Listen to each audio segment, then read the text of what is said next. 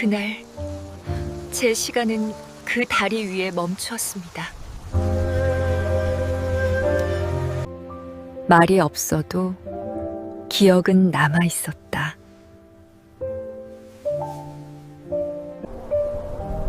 (64년) 이제야 마음이 닿는 것 같습니다. 역사는 승자의 목소리만 기록합니다. 찬란한 왕관을 뺏고 뺏기는 투쟁 속에서 누군가의 눈물은 사소한 여담이 됩니다. 여기 한 여인이 있습니다. 15세 왕비가 되었고 18배 미망인이 되었으며 82의 숨을 거둘 때까지 무려 64년을 홀로 살았습니다. 조선 국왕 중종은 기록했습니다.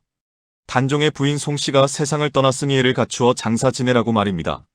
하지만 실록이 담지 못한 이야기가 있습니다. 화려한 궁궐을 스스로 걸어 나와 동대문 밖 거친 절벽 위에 둥지를 틀고 원수가 내미는 자비의 손길을 단 칼에 거절했던 서슬퍼런 기계입니다. 그녀는 왜 60년이 넘는 세월 동안 매일 아침 동쪽 산등성 위에 올라목 놓아 이름을 불렀던 것일까요? 기록 너머의 침묵. 오늘은 단종의 비정순왕후 송씨. 그녀가 견뎌낸 고독의 무게와 죽음보다 깊었던 사랑을 추적합니다. 단 한 번의 이별로 평생을 살아야 했던 한 여인의 위대한 생존 기록이 지금 시작됩니다. 제1장 소년왕의 곁을 지킨 어린 거목. 조선 역사상 가장 어린 부부의 탄생이었습니다. 문종이 승하하고 12살 어린 단종이 왕위에 오른 지 이태가 흐른 해였습니다. 세종대왕의 장손이자 문종의 유일한 적통이었던 소년왕의 곁에 한 소녀가 나타납니다. 여산 송씨 가문의 여식, 훗날 정순왕후라 불리게 될 15의 소녀였습니다. 단종실록은 그녀의 간택 과정을 담백하게 적고 있습니다. 하지만 행간을 읽어보면 당시 궁궐의 공기는 차갑기 그지없었습니다. 부모를 일찍 여인 소년왕은 외로운 섬과 같았습니다. 조정은 이미 수양대군의 서슬퍼런 기세 아래 숨을 죽이고 있었습니다. 그런 왕궁으로 들어온 소녀의 마음은 어떠했을까요? 화려한 가래복의 무게보다 어깨에 얹힌 책임감이 더 무거웠을 것입니다. 기록에 따르면 그녀는 총명하고 결단력이 있었다고 전해집니다. 12살 소년왕에게 그녀는 아내이자 누이였고 유일한 안식처였습니다. 두 사람이 경복궁의 깊은 밤을 지키며 나누었을 대화는 실록에 남지 않았습니다. 하지만 상상해봅니다. 세력가들의 눈치 싸움 속에서 어린 왕비는 소년의 떨리는 손을 잡아주었을 것입니다. 왕비의 자리는 권력의 정점이 아니라 가장 위험한 낭떠러지였습니다. 그녀의 성정은 위기의 순간에 더욱 빛을 발했습니다. 수양대군의 위협이 노골화되던 시절에도 그녀는 기품을 잃지 않았습니다. 어린 남편이 숙부의 기세에 눌려 밤잠을 설칠 때 그녀는 곁을 지켰습니다. 권력의 눈먼 어른들 사이에서 소년과 소녀는 서로를 의지하며 버텼습니다. 하지만 평화는 너무나 짧았습니다. 혼례를 올린 지 고작 1년 반 만에 거대한 폭풍이 몰아칩니다. 수양대군은 정적들을 제거하고 왕위를 찬탈할 준비를 마칩니다. 1455년 윤 6월 단종은 결국 숙부에게 왕위를 물려주게 됩니다. 공식 기록은 이를 양위라고 적었지만 그것은 명백한 강탈이었습니다. 왕비의 자리에 오른 지 채 2년이 되지 않은 때였습니다. 그녀는 이제 왕비가 아닌 상왕비가 되어 창덕궁의 외딴 곳으로 밀려납니다. 화려한 궁궐의 불빛은 꺼지고 어둠이 몰려왔습니다. 그러나 이것은 정순왕후가 겪어야 할 시련의 서막에 불과했습니다. 그녀는 울기보다 눈을 부릅뜨고 다가올 운명을 직시했습니다. 그것이 비극의 한복판에 선 16소녀가 택한 첫 번째 저항이었습니다. 제2장 영도교, 다시는 건너지 못한 이별의 다리. 운명의 시계는 무정하게 흘러 1457년 6월에 멈춰섭니다. 단종을 복위시키려던 사육신의 시도가 실패로 돌아갔습니다. 세조는 이 기회를 놓치지 않았습니다. 상황으로 물려나 있던 단종을 노상군으로 강등시켰습니다. 그리고 강원도 영월이라는 거친 유배지로 그를 보낼 것을 명합니다. 이날의 기록은 차마 눈을 뜨고 보기 힘들 만큼 처참합니다. 정순왕후 역시 의덕 대비해서 부인으로 강등되었습니다. 이제 두 사람은 왕과 왕비가 아닌 죄인의 몸으로 마주 서게 되었습니다. 청계천 하류의 동쪽 끝, 살고지 다리로 향하는 길목에 놓인 영도교가 그들의 마지막 만남의 장소였습니다. 야사는 그날의 풍경을 생생하게 전합니다. 유배길에 오르는 18배 단종과 홀로 남겨진 15의 정순왕후. 다리 위에서 두 사람은 서로의 옷소매를 잡고 한참을 놓지 못했습니다. 단종은 부인에게 미안하다는 말조차 입 밖으로 내지 못했을 것입니다. 정순왕후는 차마 나오려는 울음을 삼키며 남편의 매무새를 만졌습니다. 부디 몸 건강히 다녀오십시오. 이 짧은 한마디를 남기고 단종은 말에 올랐습니다. 정순왕후는 남편의 뒷모습이 보이지 않을 때까지 다리 끝에 서 있었습니다. 기록은 말합니다. 그날 이후 이 다리는 영원히 건너오지 못한 다리라는 뜻의 영도교라 불리게 되었다고 말입니다. 남편을 보낸 그녀가 돌아간 곳은 궁궐이 아니었습니다. 세조는 그녀에게 첩의 딸들이나 거처하는 정업원을 거처로 내주었습니다. 신부는 노비로 전락했고 한때 나라의 어머니였던 여인은 버려졌습니다. 하지만 그녀는 굴복하지 않았습니다. 세조가 자비를 베푼다며 내린 음식과 비단을 단호히 거절했습니다.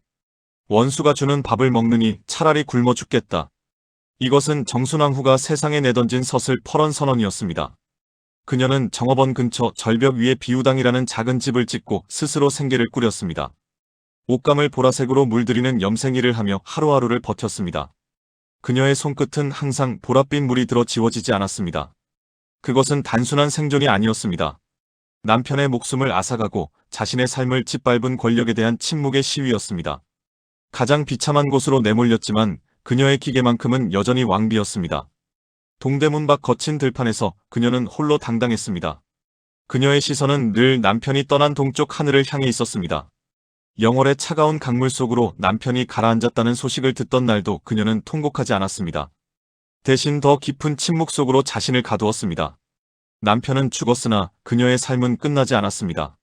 죽음보다 더 가혹한 64년의 기다림이 이제 막 시작된 것이었습니다. 제3장 굶주림보다 깊은 맹세, 세조의 자비를 거절하다. 궁궐의 화려한 단청 아래서 보낸 시간은 찰나였습니다. 정순왕후 송씨, 그녀에게 허락된 남은 생은 거친 흙바닥과 매서운 바람뿐이었습니다. 남편 단종이 영월의 깊은 산세 속으로 사라진 뒤 그녀는 동대문 밖 정업원 곁에 몸을 뉘었습니다. 말이 좋아 수행이지 사실상의 유배이자 감옥이었습니다. 세조는 승자로서의 여유를 부리고 싶어 했습니다. 조카의 아내였던 그녀에게 집과 음식을 내리며 자신의 관대함을 선전하려 했습니다. 세조실록은 그가 그녀의 생계를 걱정하여 쌀과 고기를 보냈다고 적고 있습니다. 하지만 그녀는 문을 열지 않았습니다. 궁궐에서 보낸 관리는 당황했습니다. 문 앞에 놓인 곡식들은 며칠이 지나도 그대로 쌓여 있었습니다. 원수가 주는 것을 어찌 입에 대겠는가? 그녀의 대답은 차갑고도 명확했습니다. 그녀는 세조가 내린 음식을 받아먹는 순간 자신의 남편을 죽인 자의 노예가 되는 것이라 믿었습니다. 왕비였던 여인이 직접 냇가로 나갔습니다. 그녀는 옷감을 보라색으로 물들이는 일을 시작했습니다. 정업원 앞 개울물은 매일 보랏빛으로 물들었습니다. 사람들은 그곳을 자지동천이라 불렀습니다. 손끝은 늘 차가운 물에 부르텄고 손톱 밑에는 보라색 물이 지워지지 않을 만큼 박혔습니다.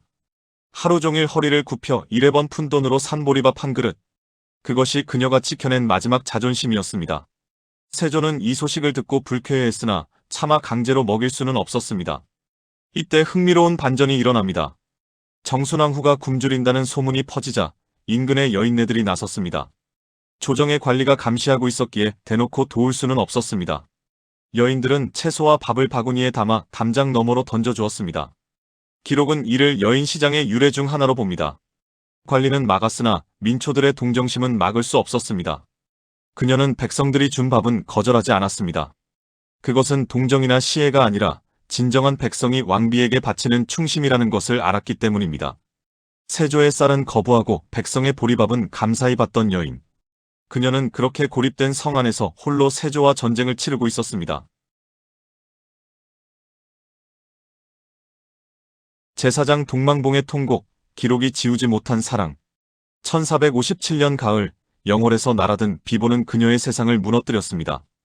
17살 소년 단종이 사약을 받거나 혹은 목이 졸려 살해되었다는 소식이었습니다. 공식실록은 그가 스스로 목숨을 끊었다고 적었으나 세상 누구도 그 말을 믿지 않았습니다.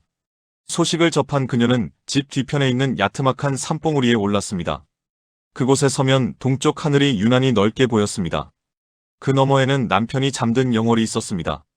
그녀는 그곳에 서서 목 놓아 울었습니다. 야사는 전하기를 그녀의 통곡 소리가 어찌나 처절했던지 온 마을 사람들이 함께 울었다고 합니다.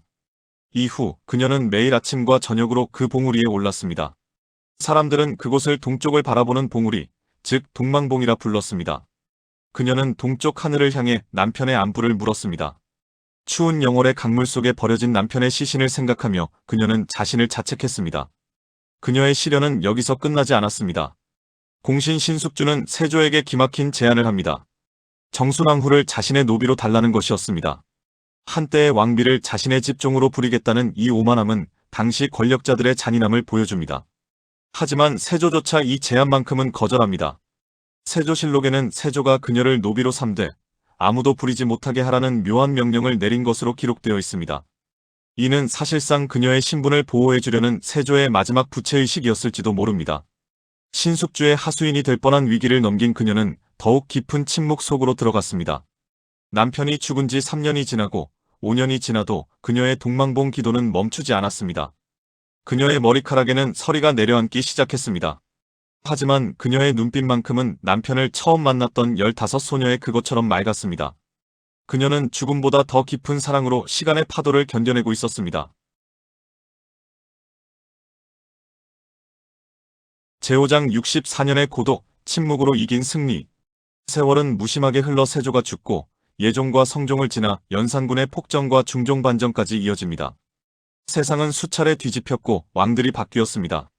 사람들은 이제 정업원에 사는 그 노파가 누구인지조차 잊어갔습니다. 하지만 그녀는 여전히 그곳에 있었습니다. 중종실록 16년 6월의 기록은 짧지만 강렬합니다. 노산군의 처 송씨가 조라였다. 나이 82이었다. 무려 64년입니다. 남편과 함께한 시간은 2년 남짓이었으나 그를 그리워하며 홀로 산 시간은 그 30배가 넘었습니다. 그녀의 방에는 낡은 신이 하나가 놓여 있었습니다. 그녀는 평생 남편의 제사를 지내며 자신을 왕비가 아닌 죄인의 아내로 정의했습니다.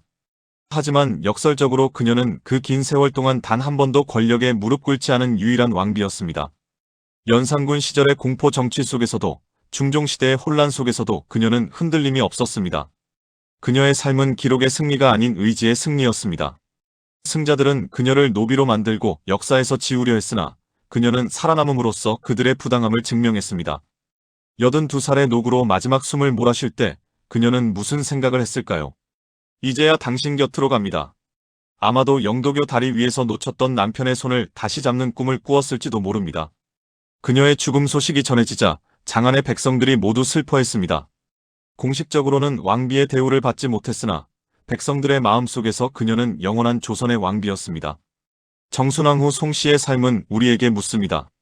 무엇이 진정한 승리인가를 말입니다. 64년의 침묵은 결코 굴복이 아니었습니다.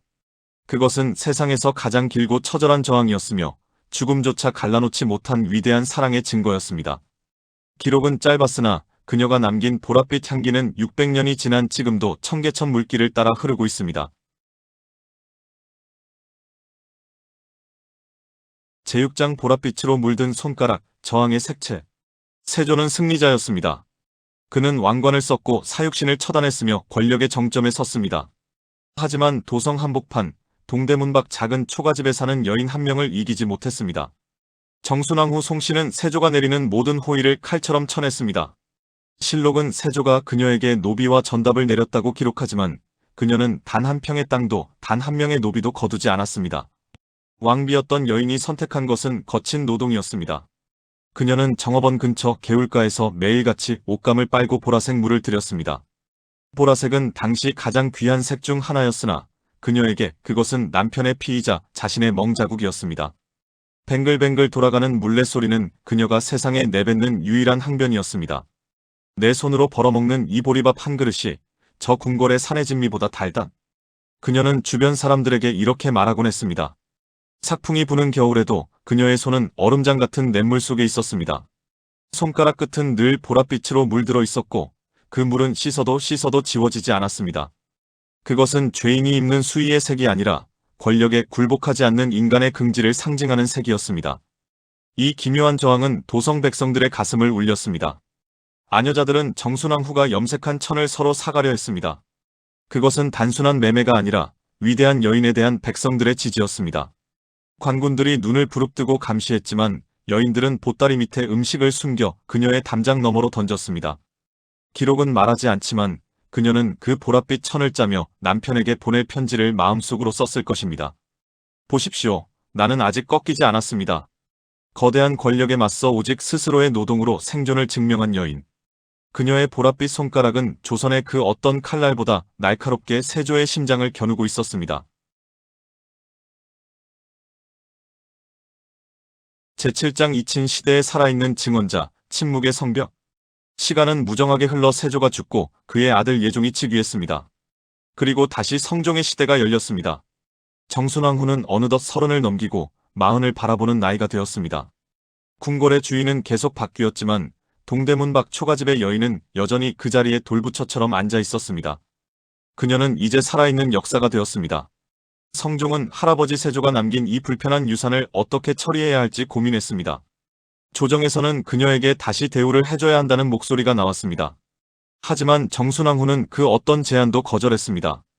그녀에게 조선의 왕은 오직 영월의 강물에 잠긴 단종 한 사람뿐이었기 때문입니다. 그녀가 사는 비우당은 이름 그대로 겨우 비를 피하는 집이었습니다. 천장에서는 비가 샜고 벽 사이로는 칼바람이 들이쳤습니다. 하지만 그녀는 그 좁은 방에서 남편의 신의를 모시고 매일 아침 문안 인사를 올렸습니다. 그녀는 스스로를 세상으로부터 격리시켰습니다. 화려한 외출도 권력가와의 접촉도 없었습니다. 죽은 이의 아내가 어찌 세상 구경을 탐하겠는가. 그녀는 찾아오는 이들에게 늘 이렇게 말하며 문을 닫았습니다. 하지만 그녀의 침묵은 도성 안에서 가장 시끄러운 소문이 되었습니다. 사람들은 그녀가 살아있다는 사실만으로도 단종의 비극을 떠올렸습니다. 그녀는 존재 자체로 승자의 기록에 균열을 내는 살아있는 증거였습니다. 연산군의 폭정이 시작되었을 때도 그녀는 그 미친 칼날에서 비껴나 있었습니다. 광기 어린 왕조차 이 고고한 노파의 집 앞에서는 말에서 내려야 했습니다. 그녀의 삶은 이미 인간의 영역을 넘어선 성역과도 같았습니다. 60년이 넘는 세월 동안 그녀는 단 한 번도 남편을 잊은 적이 없었습니다. 그녀의 머리카락은 하얗게 새어갔지만 남편을 향한 일편단심은 더욱 붉게 타올랐습니다. 제8장 동망봉의 마지막 기도. 64년의 해후. 80을 넘긴 노파가 된 정순왕 후는 이제 몸을 가누기조차 힘들었습니다. 하지만 그녀는 매일 아침 거르지 않는 일과가 있었습니다. 지팡이의 의지에 집 뒤편의 산봉우리에 오르는 일이었습니다. 사람들은 이제 대놓고 그녀를 향해 절을 올렸습니다. 그녀가 오르는 길은 백성들의 존경으로 닦인 길이었습니다. 동망봉 정상에 서면 바람이 유난히 거셌습니다. 그녀는 그 바람을 맞으며 동쪽을 보았습니다. 그곳에는 남편이 잠든 영월이 있었습니다. 64년 전 영도교 다리 위에서 놓쳤던 남편의 손길이 아직도 손바닥에 남아있는 듯 했습니다. 그녀는 이제 환청을 듣기 시작했습니다. 왕비, 이제 그만 오셔도 됩니다. 중종 16년 마침내 그녀의 육신이 멈추었습니다. 실록은 그녀의 졸기를 기록하며 예법에 어긋나지 않게 장사 지내라고 명합니다. 하지만 백성들은 알고 있었습니다. 국가가 정한 예법보다 더 고귀한 것은 그녀가 지켜온 64년의 절개였다는 사실을 말입니다. 그녀의 방 안에는 평생을 물들인 보랏빛 옷감 한 필이 정갈하게 놓여 있었습니다. 그녀가 죽고 난 뒤 동망봉에는 기묘한 전설이 생겼습니다. 비가 오는 날이면 봉우리에서 여인의 울음소리가 들린다는 이야기였습니다. 하지만 그것은 슬픔의 울음이 아니었을 것입니다. 드디어 남편을 만나러 가는 기쁨의 외침이었을지도 모릅니다. 그녀의 무덤인 사릉은 단종의 장릉을 향해 동쪽을 바라보고 있습니다. 정순왕 후 송씨. 그녀는 조선 왕조에서 가장 오래 산 왕비였으며 가장 비참한 신분으로 추락했던 여인이었습니다. 하지만 역사는 그녀를 패배자로 기록하지 않습니다. 그녀는 침묵으로 권력을 이겼고 생존으로 진실을 증명했습니다. 64년의 고독은 결코 헛되지 않았습니다. 그녀의 이야기는 기록이 지운 인간의 존엄이 어떻게 불멸의 전설이 되는지를 보여주는 가장 뜨거운 증거이기 때문입니다. 제구장 무너진 왕좌 위로 핀 고고한 꽃. 세월은 권력의 얼굴을 수없이 바꾸어 놓았습니다. 세조의 손자인 성종이 성군이라 칭송받으며 나라를 다스릴 때도 정순왕 후 송씨는 도성 밖 작은 방 한 칸에서 세월을 견디고 있었습니다. 궁궐 안에서는 그녀의 존재를 지우고 싶어 했으나 백성들의 입에서 입으로 전해지는 그녀의 이름은 지울 수 없는 문신과 같았습니다. 당시 조정의 대신들은 그녀를 노산군 부인이라 불렀습니다. 하지만 길거리의 백성들은 그녀를 우리들의 왕비님이라 남몰래 불렀습니다. 그녀가 염색한 보랏빛 옷감은 이제 단순한 물건이 아니었습니다. 그것은 불의에 타협하지 않는 꼿꼿한 선비의 기계였고 남편을 향한 지극한 사랑의 상징이었습니다. 중종반정으로 폭군 연산군이 쫓겨나고 새로운 세상이 열렸습니다. 이제 여든을 바라보는 노인이 된 그녀에게 중종은 파격적인 제안을 합니다. 궁으로 돌아와 편안한 여생을 보내라는 권유였습니다. 하지만 정순왕 후의 대답은 60년 전과 다르지 않았습니다. 내 집은 이곳이며 내 지아비는 저 동쪽 하늘 끝에 계십니다. 그녀는 화려한 비단 침구 대신 낡은 지표를 택했습니다. 왕실의 권위가 바닥에 떨어졌을 때도 그녀가 지켜온 숭고한 침묵은 오히려 조선 왕실의 마지막 자존심이 되었습니다. 사람들은 그녀의 집 비우당을 지나갈 때면 말에서 내려 예의를 표했습니다. 기록은 그녀의 노년이 적막했다고 말하지만 사실 그녀는 가장 뜨거운 삶을 살고 있었습니다. 매일 아침 동망봉에 올라 영월의 산줄기를 눈에 담으며 그녀는 이미 남편과 수만 번의 대화를 나누었을 것입니다. 60년의 세월은 그녀에게 망각이 아니라 사랑을 더욱 단단하게 벼리는 재련의 시간이었습니다. 제10장 사릉, 죽어서야 마주본 동쪽의 그리움. 1521년 6월 4일, 조선의 하늘에 유난히 맑은 비가 내렸습니다. 평생을 보랏빛 손으로 살아온 여인, 정순왕후 송씨가 마침내 감았던 눈을 떴습니다. 그녀의 나이 82이었습니다. 64년이라는 기나긴 기다림의 마침표가 찍히는 순간이었습니다. 그녀의 죽음은 조용했지만 그 울림은 컸습니다. 충종실록은 그녀의 졸기를 적으며 노상군의 철하는 표현 대신 인간 송씨에 대한 경의를 숨기지 못했습니다. 그녀는 죽어서도 권력자들이 정해준 곳으로 가지 않았습니다. 그녀가 묻힌 곳은 경기도 남양주, 지금의 사릉입니다. 사릉이라는 이름에는 생각하고 또 생각한다는 뜻이 담겨 있습니다. 죽어서도 남편을 잊지 못하는 그녀의 평생을 담은 이름입니다. 흥미로운 사실은 그녀의 무덤이 바라보고 있는 방향입니다. 사릉의 성물들은 약속이라도 한 듯 동쪽을 향하고 있습니다. 그 끝에는 남편 단종이 잠든 영월의 장릉이 있습니다. 역사는 승자의 편에서 단종을 패배한 왕으로 적었습니다. 하지만 정순왕후는 64년의 생존을 통해 그 역사의 기술이 틀렸음을 증명했습니다. 남편을 죽인 자들이 무덤 속으로 사라질 때 그녀는 끝까지 살아남아 남편의 이름을 지켰습니다. 살아남는 것이 가장 지독한 복수이자 가장 위대한 사랑임을 그녀는 몸소 보여주었습니다. 이제 그녀는 더 이상 동망봉에 올라 울지 않습니다. 영도교 다리 위에서 놓쳤던 소년왕의 손을 잡고 보랏빛 물이 다 빠진 깨끗한 손으로 남편의 얼굴을 어루만지고 있을 것입니다.